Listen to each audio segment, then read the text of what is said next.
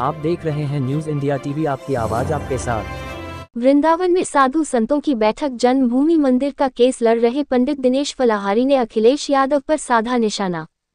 हिंदुओं को जातियों में बांटने पर संतों ने किया विरोध। महामंडलेश्वर रामदास महाराज ने कहा कि कथावाचक को अपनी जाति नहीं छुपानी चाहिए और महिलाओं से भी छेड़छाड़ नहीं करनी चाहिए।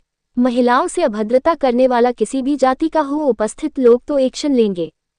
और उन्होंने ये भी कहा कि उन लोगों को कानून अपने हाथ में नहीं देना चाहिए था, पुलिस बुलानी चाहिए थी। हिंदूवादी नेता गुंजन शर्मा ने कहा कि यह लड़ाई जाति की नहीं, औरत के मान सम्मान की है। इसमें तुरंत यादव कथावाचक पर भी कार्यवाही होनी चाहिए और अखिलेश यादव जी को जनता में भ्रम की स्थिति नहीं लानी चाहिए। इस संबंध में हिंदूवादी नेता दिनेश शर्मा द्वारा दोपहर 12 बजे और अधिक जानकारी दी गई। न्यूज इंडिया टीवी से श्याम सुंदर की रिपोर्ट, मथुरा से। इटावा में जो घटना हुई है उसमें नाम बदलकर पहचान छुपाकर जो भागवत की गई है, उसमें छेड़खानी का मामला भी सामने आया है। तो हम आप सभी से यही कहना चाहते हैं कि हमको योगी जी की विचारधारा पर चलना चाहिए। यदि कोई अपराध करेगा तो पुलिस उस पर तुरंत कार्रवाई करेगी। आपको कानून अपने हाथ में नहीं लेना चाहिए। और हमारे माननीय योगी जी तो कहते हैं कि एक रहेंगे तो नेक रहेंगे और बटेंगे तो जरूर कटेंगे।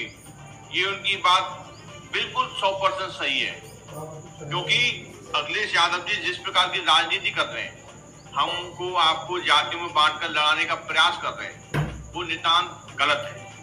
हम सभी हिंदुओं को एक रहकर अपने देश के विकास के लिए सोचना चाहिए।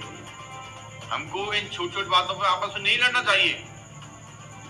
भगवान श्री राम ने सबरी के झूठे बेर खाए थे और उन्हीं भगवान श्री राम के भक्तों पर आप लोगों ने गोलियां चलवाई। तब आपकी भक्ति कहाँ गई? जब आपको भक्ति का ज्ञान नहीं हुआ, भगवान श्री राम को काटने तक कहा गया इस देश में, तब आपने कोई आंदोलन नहीं किया। अरे अखिलेश जी, आप हम लोगों को जातियों में लड़ाने का प्लान छोड़ दीजिए। अब हिंदू जाग चुका है। अब हिंदू आपस में नहीं लड़ेगा। अब हिंदू लड़ेगा तो उन विधर्मी ताकतों से जो हमारे देश में रहकर, हमारे देश में ही खाकर हमारे देश को खोखला करने में लगे हुए हैं। अब हिंदू उन ताकतों से लड़ेगा जो भगवान श्री कृष्ण के मंदिर को बनने से रोक रहे हैं। अब हिंदू उन लोगों से लड़ेगा जो हमारे ही देश में हमारे हिंदू मंदिरों पर जिन्होंने अवैध कब्जा कर रखा है, वो अपने अवैध कब्जाओं को नहीं हटा रहे हैं। अब हिंदू जाग चुका है।